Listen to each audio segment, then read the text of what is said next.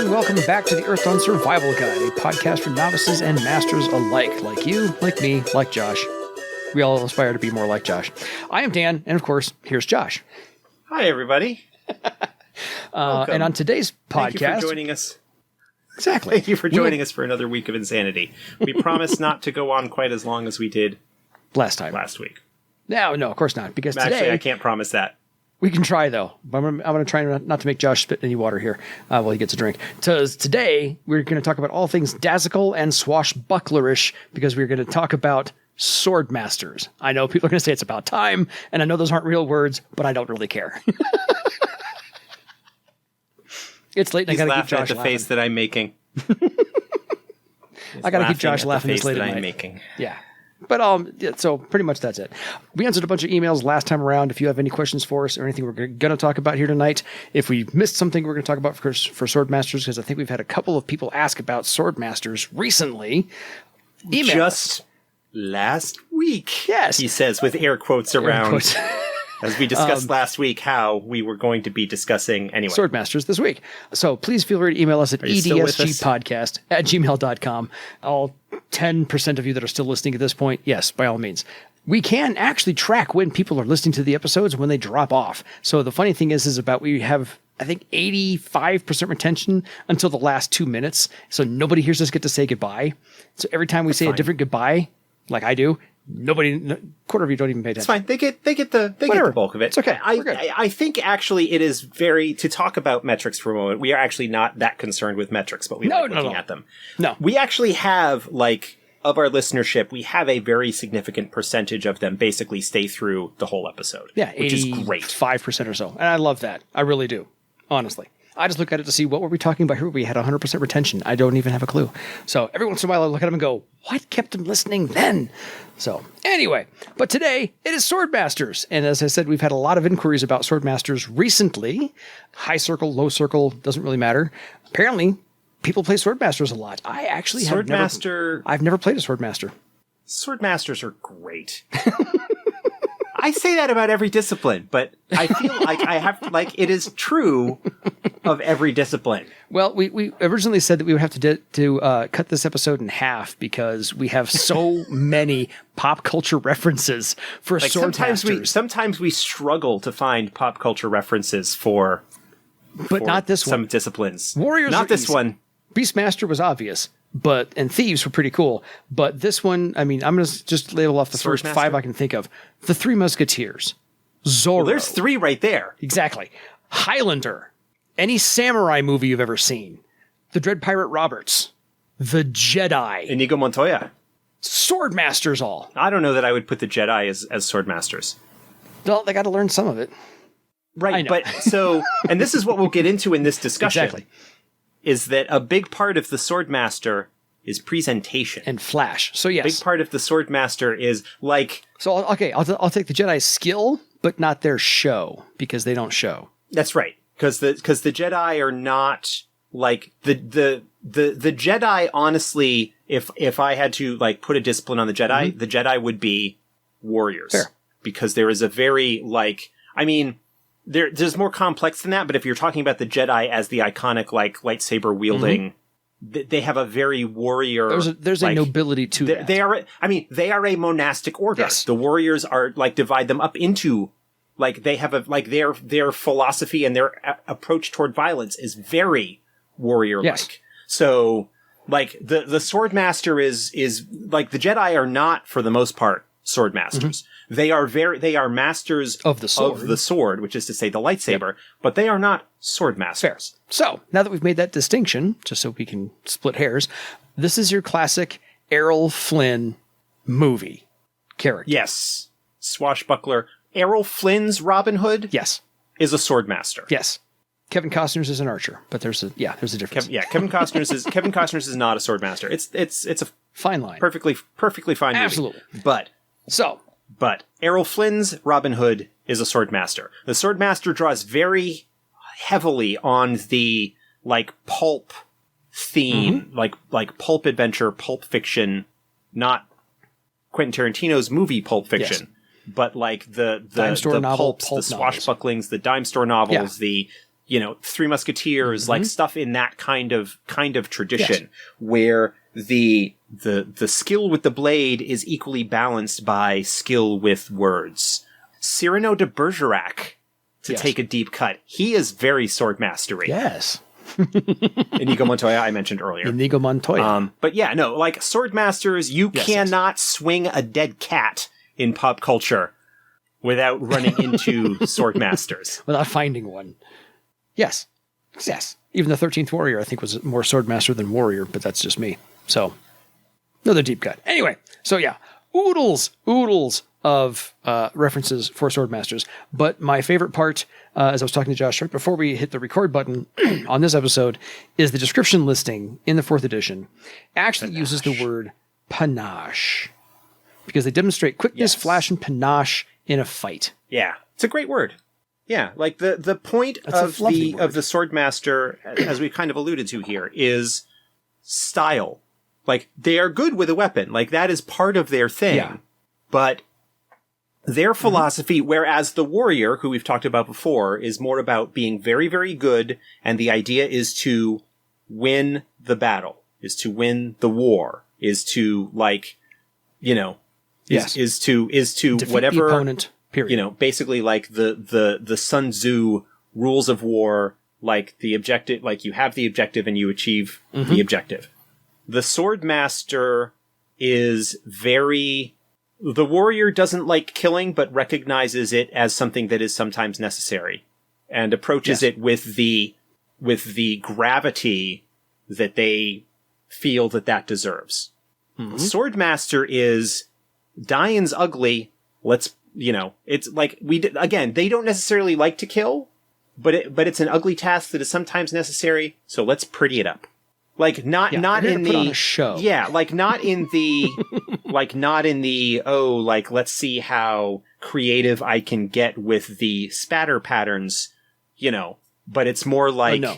It's a show, it's a performance, I'm going to defeat you and I'm going to show exactly how badly you're going to lose. That it is it's about style. It's about to quote Megamind, presentation. The difference between a warrior and a swordmaster is presentation. The quote I lean on with the word panache, it goes back to the movie In the Line of Fire with John Malkovich and Clint Eastwood, where they're talking about the assassins, and they're comparing John Wilkes Booth to Lee Harvey Oswald. And they say Booth had panache because he said a phrase and jumped off of the balcony, making a show of things, versus Oswald did not. Anyway, that's where I get the word panache from. That's my reference to go with. There you are. So, yes, Swordmasters have panache and style and a presence and a show to put on and some words to say along with it, because they're here, as I said, I'm not only going to defeat you, I'm going to embarrass you while I defeat you. And in fact, killing you prevents you from telling other people how badly I embarrassed you. Exactly. That's just the proof of the pudding. So, of course, their important attributes are, naturally, and this is only just because it's alphabetical, charisma and dexterity. Charisma and dexterity. And charisma is so not a dump stat for a swordmaster. Yeah, for reasons that we'll get into when we start discussing the different talents that they have. But, again, it's the presentation, it's the social aspect, and not social in the sense that a troubadour is, but social in the sense of giving a performance, of being engaging and charming, and they refer to combat as the dance. Like, there is a very artistic approach to it. And again, like dressing up, like putting finery on an ugly job. I literally just watched the movie First Night this past weekend, and Lancelot is kind of a sellsword. He makes his living with his sword, and he is flashy, and he is talking all the way through it, and he is very good at what he does, and he disarms people a lot, makes his living by being better in sword combat than anybody else. So, another example right there from pop culture if you happen to see the movie. So, anyway, the karma ritual, of course, is they fence an imaginary opponent, and again, the karma rituals haven't changed much since first edition at all, but they provide their own sound effects and perform acrobatic moves and engage in swashbuckling dialogue to, again, rehearse the dance or the show for whatever it's going to be. So it's half about the moves and half about the act and another half about the words. So it's 3 halves. Well, yes, absolutely. My math works. I think that is actually a very appropriate thing when it comes to a Swordmaster, because Swordmasters don't do anything by halves. No, they do not. They give you a 1.5. But of course, the artisan skills naturally, just as suggestions, of course, are acting and dancing. Again, to just make more of a show of everything. To go with the performance end of things. Yeah. And the half magic ability is the care of their weapons, knowledge, the history of legendary weapons, recognizing different types of melee weapons. They also use half magic to identify another Swordmaster's fighting techniques, including which prominent Swordmasters may have shaped the style of that person. Yeah. So it's not something that is actually really explored a whole lot in the setting material, but there are like sort of schools of Swordmasters, like different like fighting styles, different schools of training, and a prominent master would have their students that kind of pass along their traditions. Another place to actually take some inspiration for Swordmasters, especially in that regard, is to look at the dueling manuals from the Renaissance and like late Middle Ages and things along those lines, where a lot of like the styles and forms and whatnot were codified. The duel between Inigo Montoya and the Man in Black in Princess Bride, where they are like, as they're opening up and sort of sizing each other up, they're like, oh, well, you are using this style, and well, clearly you knew that would be a good counter. That is something that is like that patter, that discussion as they are fighting. Like that is like, if nothing else, if you have not seen the duel between them in the Princess Bride, my God, you are missing out. Go track it down. I mean, there are a shortage of perfect movies in the world. Thank you, Carrie, always. But that scene is up there with the duel between, again, to go back to Errol Flynn's Robin Hood, between Robin Hood and I think it's the Sheriff of Nottingham in Errol Flynn's Robin Hood. Yes. That is an incredibly iconic fight scene. Like, I mean, if you're looking for like Swordmaster inspiration, a lot of those things are there. So yeah, but I think that one of the things you can do if you've got a Swordmaster in your group is maybe work with them on who their master was. Like, especially if they come from a more populated area, was there a rival school that they were, to go almost like Montague and Capulet, kind of like, were there rivalries? Look to, although there's less like physical melee, like blade work type combat, you can kind of take a little bit of inspiration from Hong Kong action films, like kung fu movies, where you have the different schools of different styles of kung fu and the rivalries that can go up there. Jackie Chan is a Swordmaster, despite the fact that he doesn't really use a weapon. He is a Swordmaster, because it's all about the performance with whatever, it's like the presentation. Bruce Lee was a warrior. Jackie Chan is a Swordmaster. And so the question always in my group is if the two of them had a fight, who would win? And our definition is the room empty? Because the room is empty. I mean, Bruce Lee's going to win. There is some. I mean, clearly there is some showmanship, some presentation and flair for Bruce Lee, obviously. But there is again, you kind of like summarizing like the differences. So how, like we talked about last episode, like trolls and orcs, like there are some things that are so very similar between them, but fundamentally are very different. Jackie Chan and Bruce Lee, both of whom are incredibly skilled martial artists, but the way they approach it and the underlying philosophy of that is so different that even though in some respects the results are the same, they are also very different. Yes. There's some overlap, but there's a clear distinction. So yes. Agreed. So let's get on to the talents.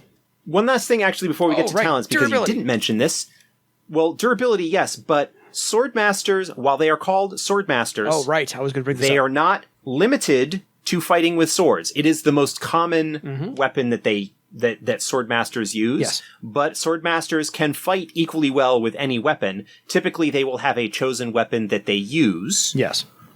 For instance, but swords, generally Kagorsi's two-handed axe, only because I've read that email 3 or 4 times. But otherwise, so they can do two two single-handed weapons. So if they wanted to do like two sticks, like eskrima sticks. Like Daredevil's billy clubs? Yeah, eskrima clubs. Yeah. So you can do those as well, or two-hand hatchets. Take your or two dwarf swords. Take your pick. So yeah, I've seen like in early days people who had like worked up. Oh well, my character doesn't use swords; he uses axes. So I'm going to make an axe master discipline. Just make a sword master and have him use axes. Yeah, like you don't need to. It's a whole lot easier. Anyway, it's a whole easier. Yeah. Yes. Don't have to be limited to a sword. Understood. But they get the durability of 7. Yes, they are a combat discipline. I mean, they're about the show and the dance as much as anyone, but they are a combat, like, that is their thing. This is their bread and butter. Fighting stuff. Is trying to introduce 3 feet of tempered steel into the guts of their opponent. The pointy end goes into the other men. Yes. That's right. And all that. You hold the blunt end and you stick them with the pointy end. Exactly. So, discipline talents in the first circle are going to be incredibly rudimentary, and these are the building blocks for everything that the Swordmaster is going to do from here on out. So, clearly, avoid blow. Avoid blow. Yeah. You're going to be in combat. You want the ability to not get hit. And avoid blow reflects not just dodging, but parrying as well. There was a version of the Swordmaster that was created in 2nd edition, based upon parry. and that introduced parry as a talent. Yep. And 3rd edition kept it as well. I don't think that division is necessary. I think avoid blow is perfectly fine to narrate as any way that you are preventing an attack from successfully landing. Agreed. Whether that is using your sword to parry it, whether if you happen to be using a shield to deflect with your shield, or even just simply dodging out of the way. Exactly. So any of those are perfectly applicable. You don't need to dilute the talent pool by, basically having individual skills or talents for every little thing that you might do. Yes. But avoid blow, absolutely, key. Especially as we start seeing with some of their later stuff, they don't get some of the endurance tools that warriors get. And so while the warrior can rely a little bit more on toughness and strength to get by, Swordmasters really rely on the dexterity a lot more. Yes. And raising that avoid blow and raising that defense as high as possible and imposing penalties on their targets through use of a talent we'll mention shortly. Yes. In order to make it easier for them to not get hit in the first place. They've got a durability 7, so they can take punishment, but they don't get, generally speaking, they don't get stuff like wood skin. They don't get a lot of those kind of things. Yeah. They are much more of the agility speed style of combat, as opposed to the strength and endurance style. Yeah, they're not here to... avoid blow, very important. Discipline talent, obviously, Clearly. First on the list. Yes. A Swordmaster without avoid blow is in trouble. True. Leading us to, I'm going to skip over one real quick, melee weapons, because of course you have to. Obviously. Yeah.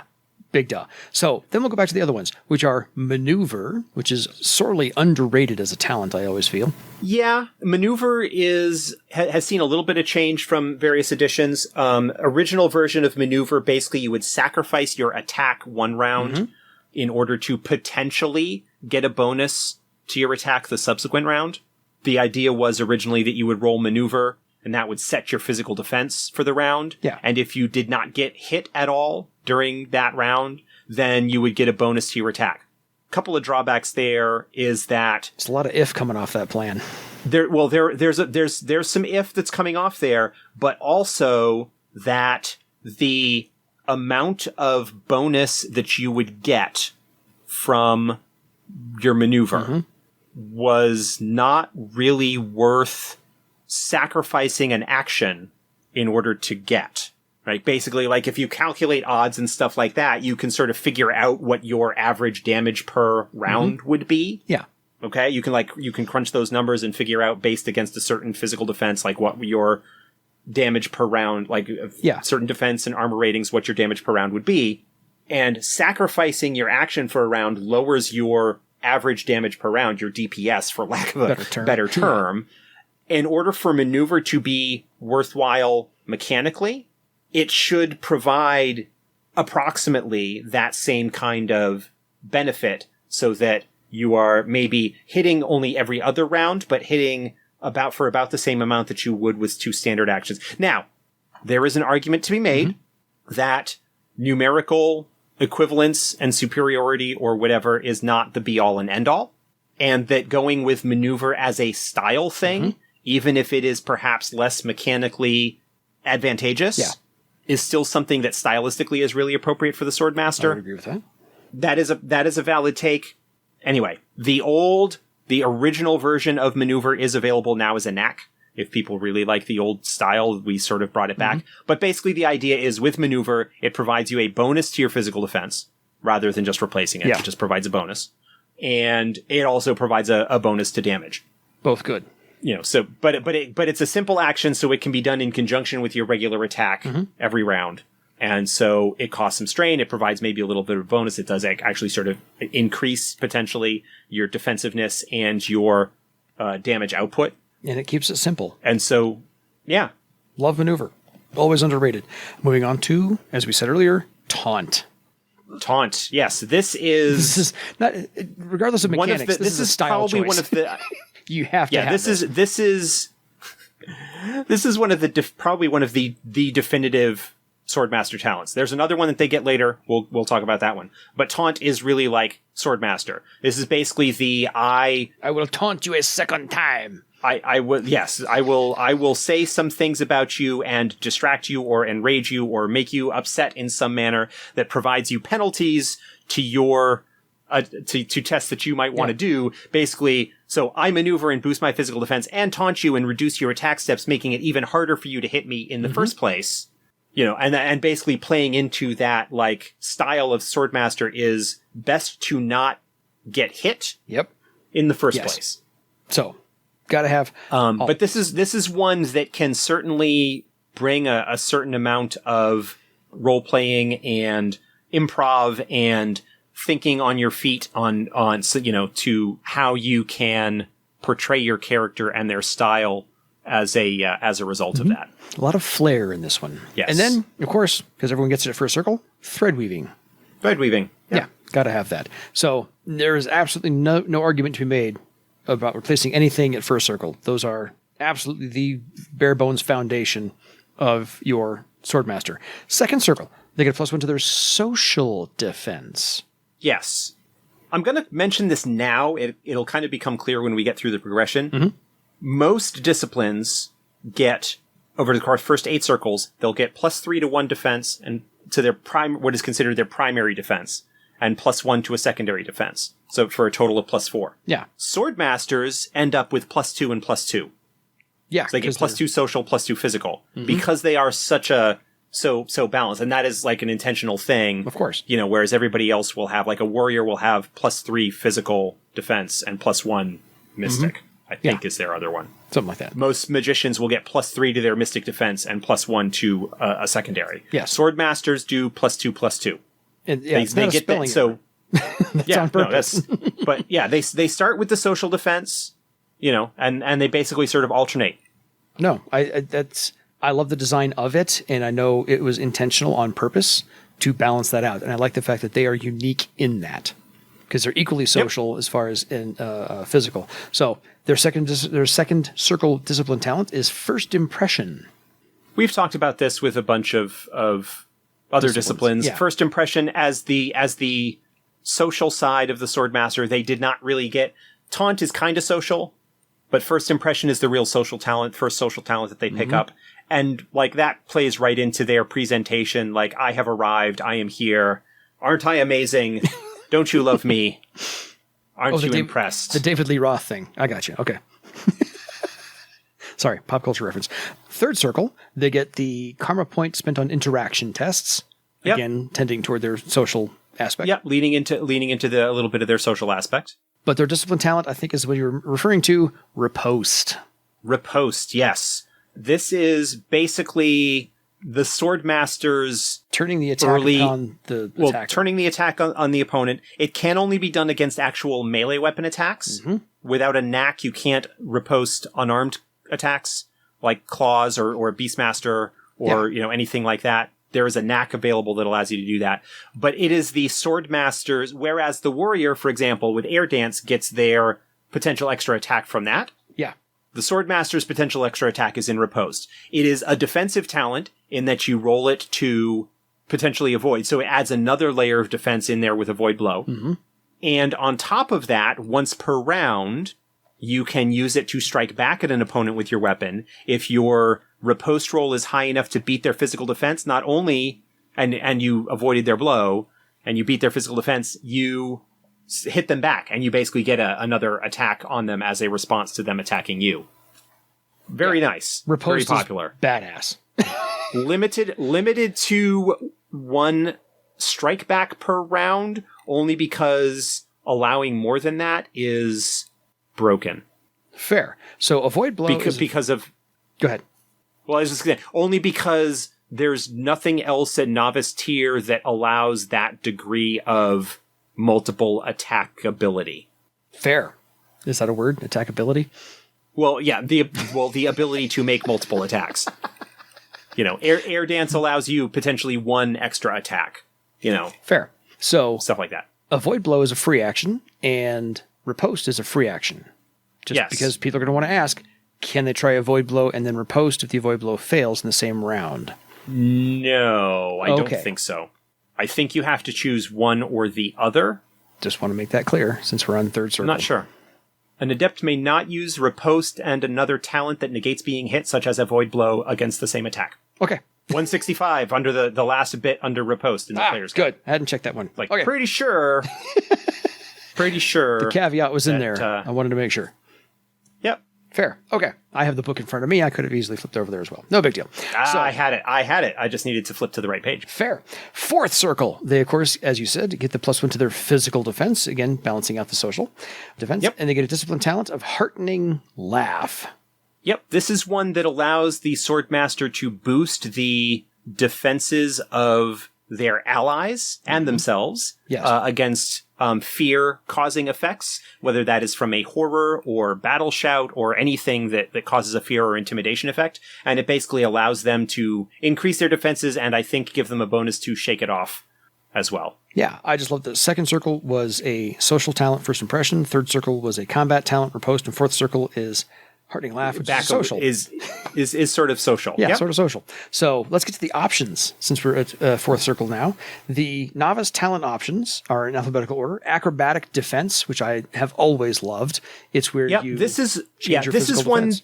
Yep, this is one that, as opposed to maneuver, which provides you a bonus to physical defense and to attack, acrobatic defense is purely defensive. Yes. It's not a discipline talent because there's not really any place to put it. We've already got maneuver, which fulfills a similar role. Maneuver is what you core. start looking at when you are talking about the Swordmaster and the options is sort of three branches, sort of two major branches, but sort of three development paths that you can follow. Mm-hmm. You can follow what's called the Bladesman, basically, which is where you take combat-focused talents, that you have some social stuff, but your primary focus is on being really, really good with your weapon.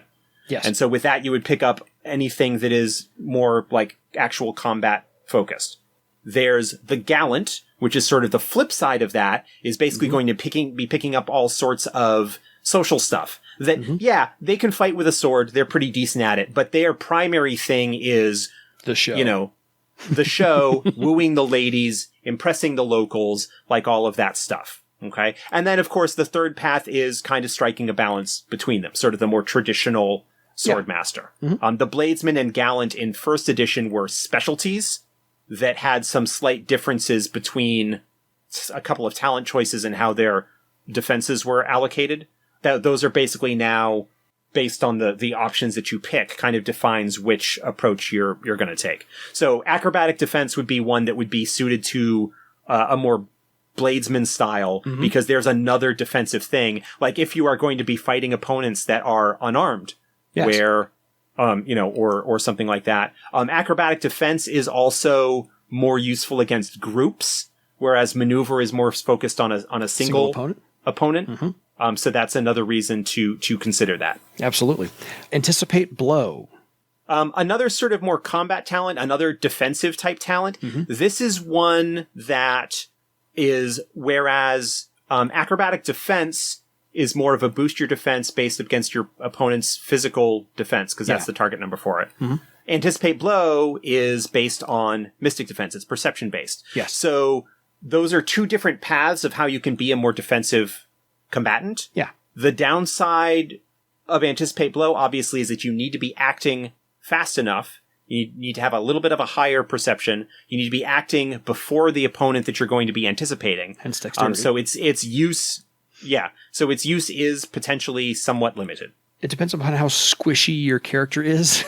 It depends on how you built your character in the first place. If you are going to be going for more of a gallant style, you might want to maybe look at the and maybe boosting your perception a little bit as well, and having a higher perception to start off, even though it's not really a Swordmaster important attribute. Yeah. In order to look at the Anticipate Blow, because that is, more reading your opponent and a little bit more thematically social combat, if you understand what I mean. Yeah, I do. The readers can write in if they don't.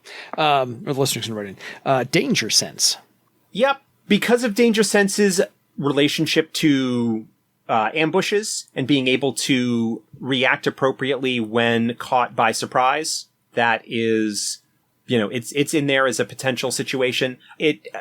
Swordmasters in earlier editions had Trap Initiative, which is what kind of morphed into Danger Sense. Fair. And so that's in there sort of also as a traditional, like, this is something that they have had. It is available for people who want to, say, rebuild or come as close as they can to rebuilding a classic Swordmaster. Yeah. In terms of what's available. And just, I think thematically, it's one of those, the Swordmaster is usually not caught off guard.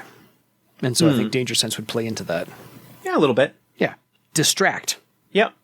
Takes a very similar thematic approach or effective approach to Taunt. The downside of Distract is that it actually penalizes your defenses. It also provides a penalty to your opponent, though not against you. Yes. So it's not as well suited to the Swordmaster style of play, but it is somewhat social in that respect. But it's really good because it makes the opponent focus on you. If you're in a group where your Swordmaster is one of the main sort of fighter types, because it provides a bonus. It penalizes the opponent's defenses, essentially providing a bonus to your allies that might be attacking them. Fair. And then Impressive Display, which of course is right up the Swordmaster's alley. Yeah, this is like the archers get this, for example. One or two, I think troubadours get it as well. This is basically the idea of you can use another ability as an interaction test, essentially. Yes. Like, this is the Swordmaster's ability to cut the buttons off of their opponent's jacket. Yes. This is the ability to cut the, Zorro carving the Z in the clothing of the guard without actually injuring him. This is basically where you use your skill with your weapon or something else to basically intimidate or impress or otherwise socially interact with your target. Totally. Speak language. Because, of course, if you're going to impress people, it might not hurt to speak a second language in case they don't speak your first one. Or a third, or a fourth. Third or fourth. Yeah. Yeah. I think one of the restrictions on Taunt is that the target needs to be able to understand what you're saying. Yes. And so having speak language potentially in order to, especially if you might be traveling to areas where people might not speak Dwarven, might not speak the common tongue, the ability to pick up other languages, always good. Well suited for the gallant type, who might be a little bit more social and things like that. And on to Tiger Spring, which I think is just an There's your initiative booster. Yeah. Yeah. Because occasionally the Swordmaster wants to go first. Yep. And, you want to go first. Something that, is worthwhile if you can act sooner, then you can do things like Taunt. You can do things like Maneuver that provide you those bonuses for the remainder of your turn. And so being able to act sooner can be worthwhile, but it's, if you're going with a high dex, low armor situation for your character in the first place, it might not be something that is quite so necessary. Fair. Unarmed combat, because occasionally you might get disarmed and need to fight your way back to your sword. Primarily in this list because of Tiskrang. Yes, tail attack. Because Tiskrang Swordmaster is like the epitome. Because Tiskrang Swordmaster is a thing. unarmed combat is in there in large part because of Tiskrang, so that they can more effectively use their tails. Yes. Because the tail dancer, which is the Tiskrang specific path, which is largely based off of Swordmaster. Yeah. Is largely intended to be a Swordmaster, though warriors are equally good at it. But having the unarmed combat to be able to use your tail effectively, that's part of the reason why. And sometimes, you are caught without your weapon and you still might want to be able to fight. Yes, because you get to use karma on that. Winning smile. Again. Winning smile. Right there's your social talent. Again, very, very gallant appropriate, very Swordmaster appropriate. It's not a discipline Nothing talent. much. We've just. But it's so written for the Swordmaster alone. Well, again, we're looking at a situation where it's like we've only got so many discipline slots. Yep. There are a bunch of talents that are appropriate. We've got to decide which ones go and which ones stay. Yeah. First impression is generally more useful than winning smile. First impression is first one, impression gets winning the talent smile slot. is 1A. Yeah, or something to that effect. Yeah, something like that. Yeah, it's like first impression is an A, winning smile's the A minus. Yes, like they're both really good. One's better, but you will probably in general get more use out of first impression. Totally. And then wound balance, because again, it helps not to get knocked down in Earthdawn. Yeah, if you do get hit. That's not great. If you do, suffer a wound, then you want to try and keep your feet if you can, because getting knocked down is bad news. Entirely. Okay, on to 5th Circle, because lots of things happen to other disciplines at 5th Circle. Swordmasters are no different. They, of course, get a karma on... They can spend karma on damage now with a melee weapon, which is always good. But they get this new ability called Size Up. Yep. Which is basically like creature analysis, but against name givers. Yeah, takes 2 strain. You roll your thread weaving against your opponent's mystic defense, and then ask for a stat. Yeah, basically. So, yeah, you can size up your opponent, hence the name. So your discipline talent at this point is a second weapon. Yep, the Swordmaster is designed around the idea that they are going to be 2-weapon fighters. They're going to be Florentine style, sword and dagger. Yeah. With Nax, I think, to become available later, you could go with like twin one-handed swords or something along those lines. That is the, again, apologies to Kogorsky. It is possible for a Swordmaster to focus on a single larger weapon.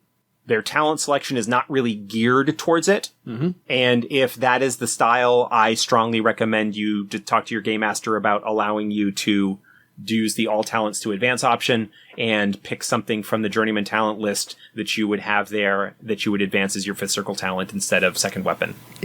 But having 2 weapons is not a bad thing. No. That's 2 attack rolls. That's 2 potential hits. Yeah. That's like you can actually I understand, again, I just said earlier in about when I was talking about maneuver. Yes. Raw numerical advantage is not necessarily the only reason to go with something. If you are a style where you're going to be a Swordmaster with a 2-handed sword or axe or something like that, where you're using a single bigger weapon, particularly like if you're going to be a troll Swordmaster will very frequently go with a big honking axe, with a big weapon, 2-handed sword or something like that. Cave axe.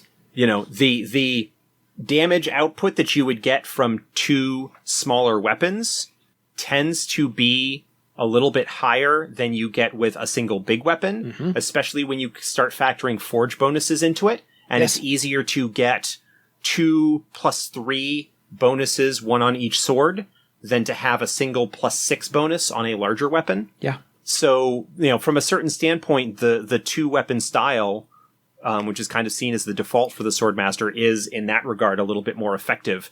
Yeah. Especially where they're, and again, it's flashy, it's stylistic, it's, it always looks iconic. Cool in the movies. the all of the Tiskrang Swordmaster pictures have, 2 weapon. Yes. Are 2-weapon style. Absolutely. Because A, Tiskrangs are awesome, and B, 2 weapons are awesome.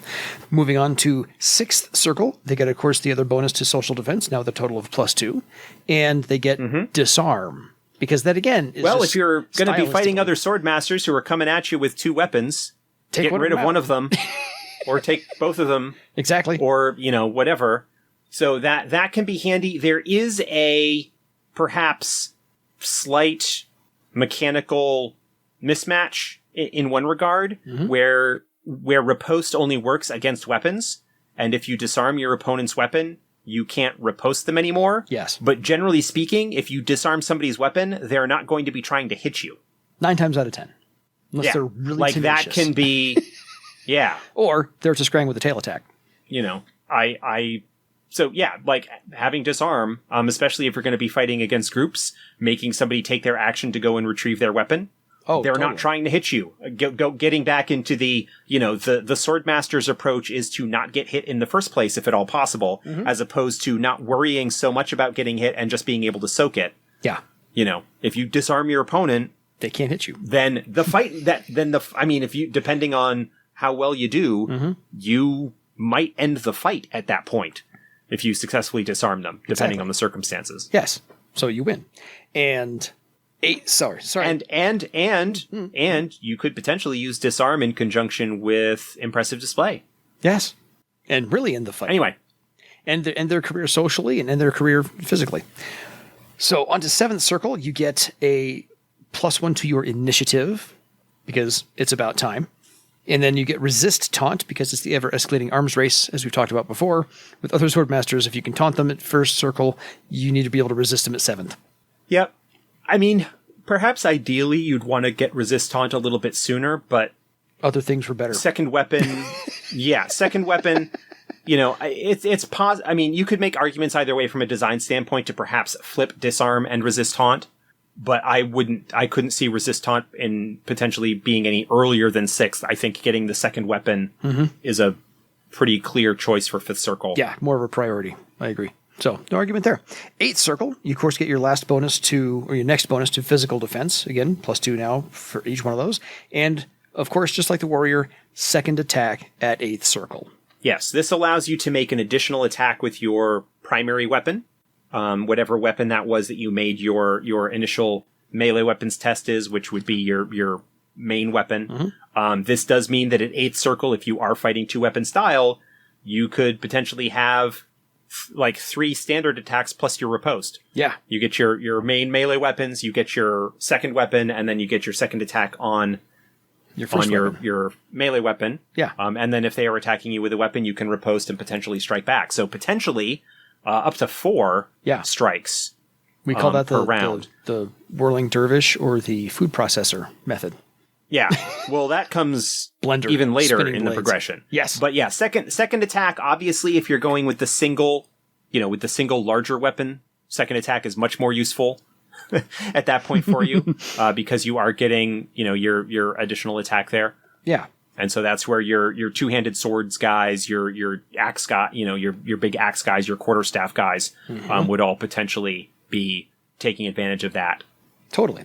And then onto the talent options. First one is Cobra Strike. Yes. This is one that gives you, it's an initiative booster and gives you a bonus on your first attack in combat. So it is the very quick, sudden, I want to put this in like gunslinger terms. It's the quick draw. It's sort of the equivalent of quick draw. And then engaging banter, because of course you have to have a social skill in there as well, to not only taunt, but engage that other person in that verbal jousting as well as the physical jousting. So, and then on to etiquette. Etiquette, because especially for the more social inclined swordmasters, knowing how to behave in different situations can be a particularly useful ability to have. Yes, how to behave until it's time not to behave that way. Not to behave. Yep. So you can know that. Gliding stride, which we've talked about, I think, once or twice before, which is... Yep, this is one that is not...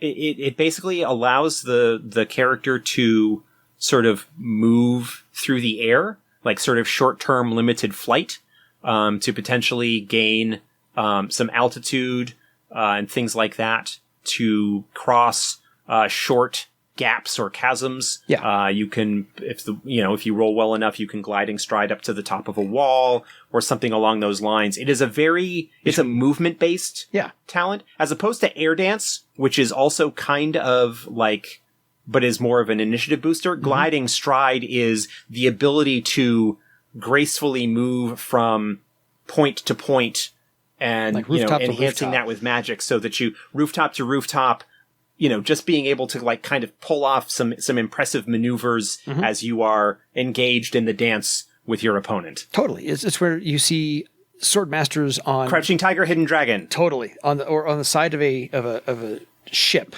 They're actually dancing along the banister on the side of the ship, or on top of the tables in the saloon, whatever the case may be. And so they can glide between tables without worrying about their footing. So this is what that is. You don't have to worry about your footing with gliding stride. Graceful exit. Because again, this is your social. I am so sorry, but I must be off. I have defeated. Please. Yes. Continue without me. I don't belong here. Lasting impression. Because of course, if you have first impression, this is an option for lasting impression. Yeah, the novice tier talents are slanted slightly more in the combat direction. The journeyman talents, largely because of what they are slanted a little bit more towards the social. Because you get engaging banter, etiquette, graceful exit, lasting impression. All of these are a lot more socially inclined. Yeah, you got to have them. Like I said, it's an option. It's not discipline. Lionheart. Lionheart is the self fear booster. You have Heartening Laugh earlier. Lionheart just makes it even better. Again, it is not appropriate for a Swordmaster to show fear or to quail in the face of a challenge or an enemy. Such things are gauche and not to be tolerated. Oh, gauche! What a lovely word. Not used enough. And then, of course, the 3 S's to round out the options. Spot Armor Flaw, which of course is right up the Swordmaster's alley. Yep, that is a like precision placement, damage booster, noticing, where you can hit the opponent to maximize the effect of your weapon. It's perception based, so if you are going with like the anticipate blow style, it pairs very nicely with that. So that's kind of a path you can take. Totally. Sprint. Sprint basically allows you to boost your movement rate, which, if I recall correctly, and I'm flipping here to check, is gliding stride limited by your move. It might be. In place of normal movement, yeah. Yeah. It can increase your movement rate, which, again, for a Swordmaster, which is based more on quickness and speed, is kind of appropriate, but absolutely not something that needs to be in the discipline like a required take. No, I like them both as options. And then finally, Swift Kick. Because it's just one more maneuver that the Swordmaster would pull out, which is clang, clang, clang, clang, sword, sword, sword, sword. I'm going to leg sweep you now. Yeah. Leg sweep. It has to be there.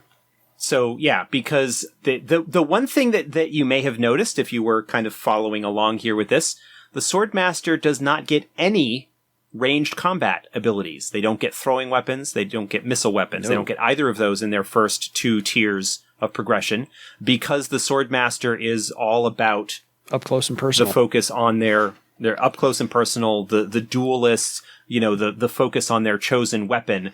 And while in theory, throwing weapon, you would have like, maybe throwing daggers or whatnot, especially where if you're looking at a 2-weapon fighter, you're not going to want to, unless you've got a bunch of daggers ready, basically, you're not going to want to throw away one of your weapons. And we've talked, or it has been mentioned, how throwing weapons is okay as a backup. Like if you're not going to go missile weapons, but you want some kind of range capability, throwing weapons. I can certainly see maybe if you want to have that capability in your Swordmaster, picking it up as a skill. Yeah. Yeah. Just to... another of the things that gets considered when we're looking at what is an option versus a discipline talent is how easy is this, or how common would this potentially be as a skill? Etiquette, for example, is perfectly available as a skill. And so therefore there may not be a need quite so much to pick it up. Yeah. Obviously not everything that is an option is available as a skill, but if the choice comes to sometimes between, and this isn't just for the Swordmaster, but for any of them, if the choice is between something that is available as a skill versus something that is not, quite often the thing that is not available as a skill will get a slightly higher priority. Yes. Because of that, because it is possible to fill that in later, the other one to pick it up as a skill if you want. Fair. So there we go. That's the progression for Swordmasters. So what are your thoughts on a Swordmaster using a shield in the opposite arm until they pick up? Yeah. Oh, absolutely. If you are not going to go with a two-handed weapon early on, picking up a shield as a Swordmaster, at least through your Novice tier, when you don't have second weapon, it boosts your physical defense. Yeah. You aren't able to take advantage of it the way that a warrior is with Shield Bash or Shield Slam or whatever it's called, and Shield like Bash. Waterfall Slam. Yeah, Waterfall Slam. And take advantage of that. Well, there's a talent called Shield Bash or Shield Charge is the knack. So, whatever. Yeah. But having a shield for a Swordmaster, if you've got a one-handed weapon, boosts that physical defense a little bit more. Again, on the idea that it is, harder to, if it's harder to hit you, then you are less likely to take damage. It does potentially get in the way a little bit, of successfully using a Void Blow. If you are increasing your base physical defense, then opponents are rolling higher to hit you successfully in the first place, which means your Void Blow needs to be a little bit higher to have a chance of compensating. Yeah. But that's what Karma's for. Yes.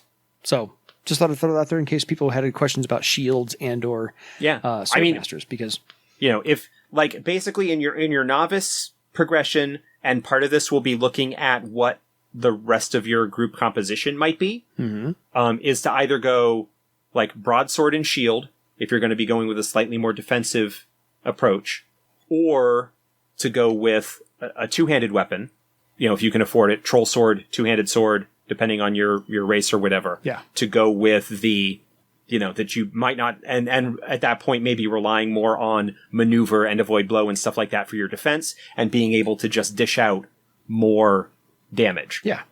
So, all right. But then when you get to fifth circle, if you are going to go with the two-weapon fighting style, then obviously you kind of want to ditch the shield. Yeah, a little bit. And maybe start looking into, if you have a choice, thread items that boost your physical defense, to kind of make up for the loss of a shield. Yeah. Or just in general, any kind of defensive-related stuff is worthwhile. Fair. Swordmasters tend to be a little bit vulnerable to spells. They tend like they don't get any bonuses to Mystic Defense for the first 8 circles. So they don't get any bonuses to Mystic Defense. They tend not to put a particularly high priority on perception. Nope. In the first place. Especially if you're looking at a build where you're not going to be using Anticipate Blow or Spot Armor Flaw like you're going to be using other stuff. Yeah. And you don't have any talents based on perception. And they don't get Steel Thought.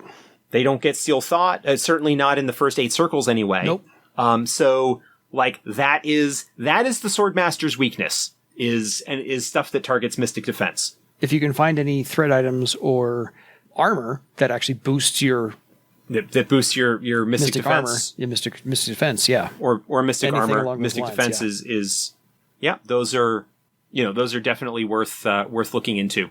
So that's the weakness. But other than that, any final thoughts on Swordmasters? Swordmasters are great. They can be so much fun to play. Yeah. Because they allow you to be fighty, but also flashy and social and talky. Like, if you are having a game, if the particular campaign style is not particularly well suited to a troubadour, then but you would otherwise want to play a troubadour, Swordmaster is probably what you would want to look at. Yeah. As the fallback. Swordmaster or Air Sailor. Air Sailors tend to be a little bit less. I mean, they still have sort of a social theme involved. The Swordmaster is like, if you want to be a troubadour but have some more fighty stuff, then Swordmaster is where you want to look. Yeah, it's a definite. Swordmasters are great. Like they have a very definite hook. They're really easy to understand. Their kit tends to be a little bit, especially at earlier circles, tends to be a little bit more straightforward than the warrior. Warriors tend to have a few different options to play around with and different approaches that they can have with their things, whereas the Swordmaster tends to be a little bit more, combat-wise at least, a little bit more single focus. But yeah, I mean, when you combine Taunt and, stuff like that, the Swordmaster is a really, really solid discipline and is one of the iconic Earthdawn disciplines for a reason. And it's made for those who are slightly more comfortable with the ROLE playing and talking and interacting and taunting and coming up with words. So the more you're a silver-tongued player, as far as that's concerned. Yeah. They'll have less of a chance to hide behind the combat because they need to engage, socially speaking, in that realm. So just one of those things to watch out for. But yeah, they're fantastic. Yeah, Swordmaster is my, like, if you held a knife to my throat, Swordmaster would be my chosen combat discipline. Fair.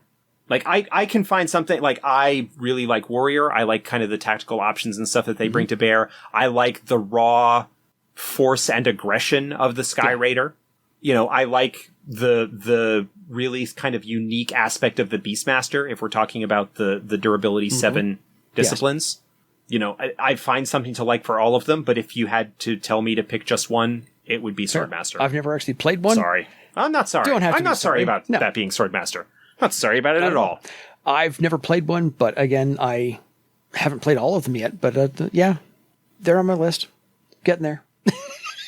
Got to make one soon. And Swordmasters are are fun. Like, there is an inherent quality of fun that comes with the social aspect of the Swordmaster. In the yet to be released novel by Russell Zimmerman, which will be forthcoming at some point in the future, the introduction, one of the main characters is a Swordmaster, an Orc Swordmaster, and Orc Swordmasters are awesome. Yes, they are. We talked about Troll Swordmasters being really good. Orc Swordmasters are phenomenal. Anyway, there's an Orc Swordmaster, and there's a scene that, like, basically she gets introduced, like, in a sort of flashback narrative.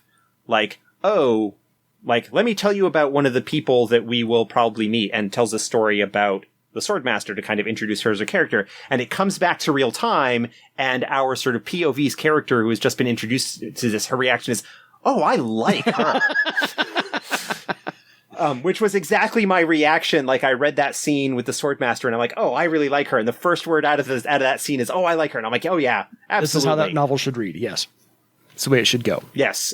She is, that Swordmaster is actually mentioned in one of Rusty's chapters from Questors. Oh, cool. Knave Two Scars is the Swordmaster in question. So, everyone will... And she is awesome. I can't wait for people to meet everyone her. stop listening to this in a minute, because we're done, and then go pick up Questors again and find that chapter. Just to refresh your memory. Yeah. I think she's mentioned in the Thistonius chapter. Sounds right for an orc. So either Thistonius or it's got to be the, I think it's pretty sure it's the Thistonius chapter. That sounds right. That sounds right. I was going to say Locos, but then I'm like, no, I remember the Locos chapter. The Locos chapter is the creepy one about the Lady of Chains. Knave is not in that chapter. Fair. We'll talk about Questors later. Anyway, we will talk about Questors another time. And Rusty was finishing up some other stuff and is going to be moving on to working on the second novel. We want to have those more done before we release any of them, because we don't want to release the first one and not have the follow-up. Others like following up shortly. Yes. But anyway, that wraps things up on Swordmasters. That concludes this particular dance around the square. All swashbucklingly. If you have questions, comments, feedback, stories, anything like that you'd like to share with us, you can reach us by email, edsgpodcast@gmail.com. I expect Kagorsi to get a hold of us, because he is, after all, an Orc Swordmaster with a two-handed axe. Swordmaster with a two-handed axe. And there is absolutely nothing wrong with that. Not at all. Follow me on social media. Find me on Twitter, Facebook, Facet Games Discord, Facet Games forums.